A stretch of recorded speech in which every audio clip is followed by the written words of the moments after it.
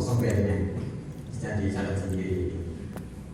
Nah, ini apa yang akan berubah Bapak Ibu di roasting ini? Dia ada perubahan warna, perubahan permukaan, strukturnya, getasnya, detailsnya, densitasnya, kadar air, dan juga aroma pH yang akan berubah.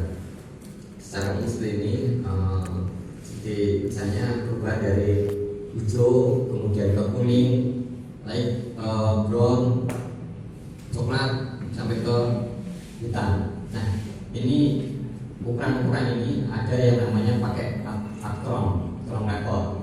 Jadi ada skala warna, dan ini bisa untuk menentukan ini sudah sampai di level apa. Kalau level light atau medium atau dark.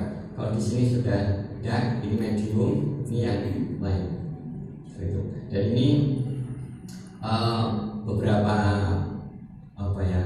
ini rangkuman aja. Jadi ada beberapa waktu roastingnya, kemudian temperaturnya berapa, kemudian misalnya aroma, flavor dan substansinya yang mana yang sesuai. Ini kandungannya hampir sama kayak tadi. Jadi kalau misalnya ini aroma itu semakin lama ini aroma itu